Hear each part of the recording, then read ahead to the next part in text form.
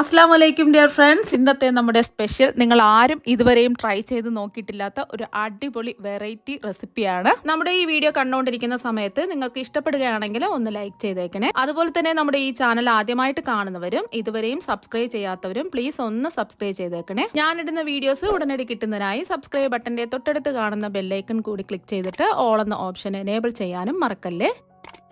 അപ്പോൾ ആദ്യം തന്നെ ഒരു പാൻ എടുത്തിട്ടുണ്ട്. ഫ്ലെയിം ഒന്നും ഓൺ ആക്കിയിട്ടില്ല. ഒരു കോഴിമുട്ട പൊട്ടിച്ചൊഴിക്കാം. ഇനി ഇതിലേക്ക് നമ്മൾ ചേർത്ത് കൊടുക്കുന്നത് 10 രൂപയുടെ ഒരു പാക്കറ്റ് പാൽപ്പൊടിയാണ്. ഇനി മുട്ടയും പാൽപ്പൊടിയും ഒന്ന് മിക്സ് ചെയ്യാം. ഫ്ലെയിം ഓൺ ആക്കി കൊടുക്കരുത്, നന്നായിട്ടൊന്ന് മിക്സ് ചെയ്തെടുക്കുക. പാൽപ്പൊടിയും മുട്ടയും കട്ടകളൊന്നും ഇല്ലാതെ അതൊന്ന് മിക്സ് ചെയ്തെടുത്തിട്ടുണ്ട്. ഇനി ഇതിലേക്ക് നമ്മൾ ചേർത്ത് കൊടുക്കുന്നത് ഒരു മധുരത്തിന് വേണ്ടിയിട്ട് ഒരു 3 ടേബിൾ സ്പൂൺ പഞ്ചസാര ചേർത്ത് കൊടുക്കാം.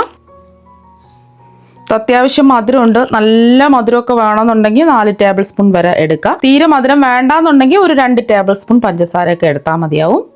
പഞ്ചസാരയും കൂടെ ചേർത്ത് ഒന്ന് മിക്സ് ചെയ്യാം. ഇപ്പോഴും ഞാൻ ഫ്ലെയിം ഓൺ ആക്കിയിട്ടില്ല.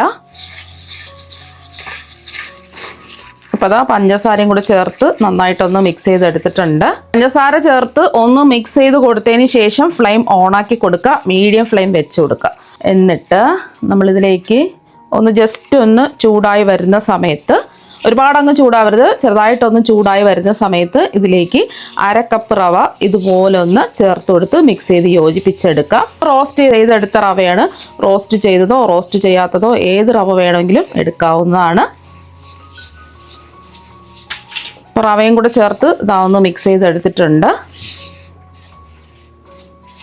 ഫ്ലെയിം കൂട്ടി വെക്കരുത്, മീഡിയം ഫ്ലെയിം വെച്ച് കൊടുക്കുക. റവയും കൂടെ ചേർത്ത് കട്ടകളൊന്നും ഇല്ലാതെ ഒന്ന് മിക്സ് ചെയ്തെടുത്തതിന് ശേഷം നമ്മൾ ഏത് കപ്പിലാണോ റവ അളന്നെടുത്തത് അതേ കപ്പിൽ തന്നെ 1/2 കപ്പ് വെള്ളവും കൂടി ഒഴിച്ചു കൊടുത്ത് ഒന്ന് മിക്സ് ചെയ്ത് യോജിപ്പിച്ചെടുക്കുക.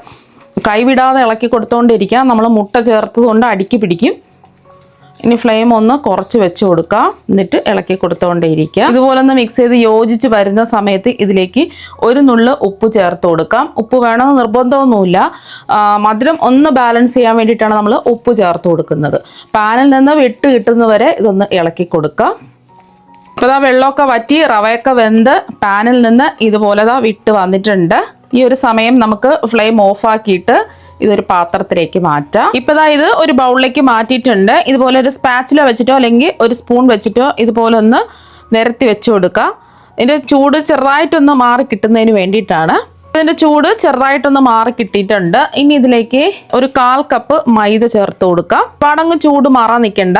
ചെറിയൊരു ചൂടോട് കൂടി തന്നെ ഒരു 1/4 കപ്പ് മൈദ ചേർത്തിട്ട് നന്നായിട്ട് മിക്സ് ചെയ്ത് കുഴച്ചെടുക്കാം.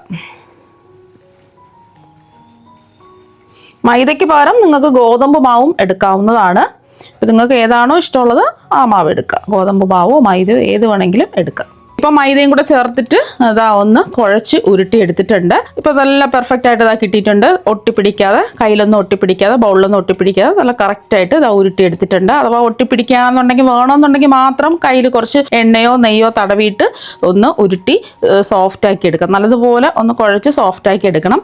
ഈ ഒരു പരുവത്തിലാണ് കിട്ടേണ്ടത്. ഒരുപാട് അങ്ങ് ലൂസായി പോകാൻ പാടില്ല. കട്ടിയായിരിക്കണം, പക്ഷേ മാവ് നല്ല സോഫ്റ്റും ആയിരിക്കണം. അഥവാ നിങ്ങൾക്ക് മാവ് കുഴച്ചെടുക്കുന്ന സമയത്ത് കുറച്ച് ലൂസായി പോയിട്ടുണ്ടെന്നുണ്ടെങ്കിൽ 1 ടേബിൾ സ്പൂൺ മാവും കൂടി ചേർത്തിട്ട്, മൈദാമാവോ അല്ലെങ്കിൽ ഗോതമ്പ് മാവോ ചേർത്തിട്ട് ഇതുപോലെ ഒന്ന് ഉരുട്ടിയെടുക്കാം. പക്ഷെ കട്ടി കൂടി പോയിട്ടുണ്ടെന്നുണ്ടെങ്കിൽ എന്ത് ചെയ്യുക, കുറച്ച് വെള്ളം കയ്യിൽ തളിച്ചിട്ട് മാവ് ഉരുട്ടിയെടുക്കുക. ഒരുപാട് അങ്ങ് ലൂസായി പോകാൻ പാടില്ല. മാവ് കട്ടിയായിരിക്കണം, പക്ഷെ മാവ് നമ്മൾ ഉരുട്ടിയെടുക്കുന്ന സമയത്ത് ഇതുപോലെ സോഫ്റ്റ് ആയിരിക്കണം. കുറച്ചും കൂടെ സോഫ്റ്റായി കിട്ടാൻ വേണ്ടിയിട്ട് നമുക്ക് കുറച്ച് സമയം മൂടി വെച്ച് റെസ്റ്റ് ചെയ്യാൻ വെക്കാം. വേണമെന്നുണ്ടെങ്കിൽ ഫ്ലേവറിന് വേണ്ടിയിട്ട് കുറച്ച് ഏലക്കാപ്പൊടി ചേർത്ത് കൊടുക്കാം. ഞാനിപ്പോൾ ഏലക്കാപ്പൊടിയൊന്നും ചേർത്ത് കൊടുത്തിട്ടില്ല. പാൽപ്പൊടിയുടെ ആ ഒരു ഫ്ലേവറാണ് മുന്നിട്ട് നിൽക്കുന്നത്. വേണമെന്നുണ്ടെങ്കിൽ ഒരു 1/4 ടീസ്പൂൺ ഏലക്കാപ്പൊടിയൊക്കെ ചേർത്ത് കൊടുക്കാം. നമ്മൾ മാവ് ഉരുട്ടി റെസ്റ്റ് ചെയ്യാൻ വെച്ചിട്ട് ഒരു 10 മിനിറ്റ് ആയി. ഇനി നമുക്കൊന്ന് തുറന്ന് നോക്കാം. അപ്പോൾ മാവ് കുറച്ചും കൂടി സോഫ്റ്റ് ആയിട്ടുണ്ട്. വീണ്ടും ഒന്നുകൂടി കുഴച്ചെടുത്തിട്ട് ഈ മാവ് 2 ഉരുളകളാക്കി ഉരുട്ടിയെടുക്കാം. ഒരേ വലിപ്പത്തിലുള്ള 2 ഉരുളകളാക്കി ഉരുട്ടിയെടുക്കാം. ഇപ്പോൾ ഒരേ വലിപ്പത്തിലുള്ള 2 ഉരുളകളായിട്ട് ഉരുട്ടിയെടുത്തിട്ടുണ്ട്. ഇതിൽ നിന്നും ഒരു ഉരുള എടുക്കുക. അപ്പം നമ്മൾ ഉരുട്ടിയെടുത്തതിൽ നിന്നും ഒരു ഉരുള മാവ് എടുത്തിട്ടുണ്ട്. ഇതിൻ്റെ പുറത്ത് കുറച്ച് നമുക്ക് പൊടി മാവ് തൂവി കൊടുക്കാം. കുറച്ച് മൈദയോ അല്ലെങ്കിൽ ഗോതമ്പ് പൊടിയോ ഇതുപോലെ തൂവി കൊടുക്കുക. എന്നിട്ട് ഈ മാവ് വെച്ച് കൊടുക്കാം. എന്നിട്ട് പുറത്തും കുറച്ച് മാവ് വിതറി കൊടുക്കുക. ഇനി എല്ലാ ഭാഗത്തും മാവൊന്ന് ആക്കി കൊടുക്കുക.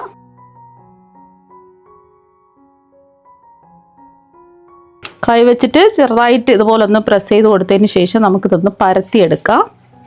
ഇനി ഇത് നമുക്ക് പരത്തിയെടുക്കാം.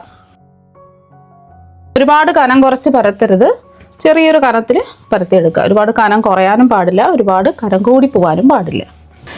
അപ്പോൾ അതാ ഒന്ന് പരത്തി എടുത്തിട്ടുണ്ട്. ഒരുപാട് കനം കൂടി പോവാതെ ചെറിയൊരു കനത്തിൽ ഇതുപോലൊന്ന് പരത്തിയെടുക്കുക. ഈ ഒരു കനത്തിൽ വേണം പരത്തിയെടുക്കാൻ.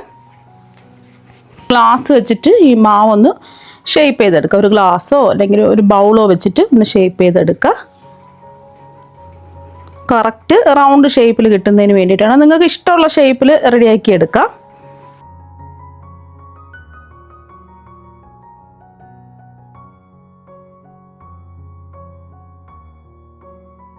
ഇനി ബാക്കി വന്ന മാവ് നമുക്ക് വീണ്ടും ഉരുട്ടിയെടുത്ത് ഇതുപോലെ തന്നെ ഷേപ്പ് ചെയ്ത് റെഡിയാക്കി എടുക്കാവുന്നതാണ്.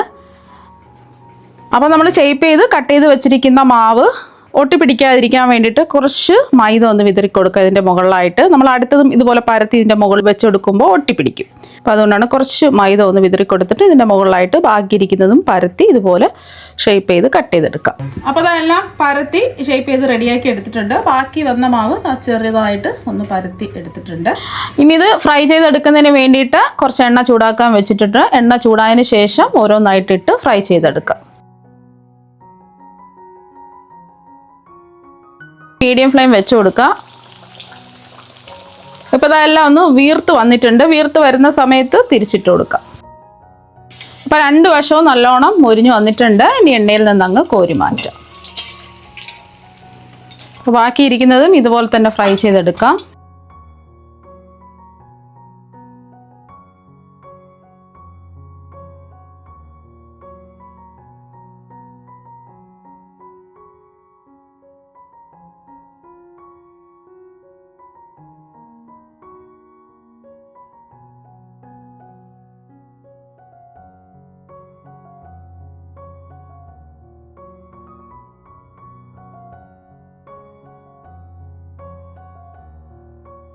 അപ്പോൾ നമ്മുടെ പലഹാരം എല്ലാം ഇവിടെ റെഡി ആയിട്ടുണ്ട്. ഒട്ടും തന്നെ എണ്ണയൊന്നും കുടിച്ചിട്ടില്ല. നല്ല അടിപൊളി ടേസ്റ്റാണ് കഴിക്കാൻ വേണ്ടിയിട്ട്. പുറത്ത് നല്ല ക്രിസ്പി ആയിട്ടാണ് ഇരിക്കുന്നത്, ഉള്ളിൽ നല്ല സോഫ്റ്റും ആണ്. എന്തായാലും നിങ്ങൾ ഒരു പ്രാവശ്യം ഒന്ന് ട്രൈ ചെയ്ത് നോക്കുക. തീർച്ചയായും നിങ്ങൾക്ക് എല്ലാവർക്കും ഒരുപാട് ഇഷ്ടമാകും. അപ്പോൾ നമുക്ക് മറ്റൊരു വെറൈറ്റി വീഡിയോ ആയിട്ട് വീണ്ടും കാണാം. താങ്ക്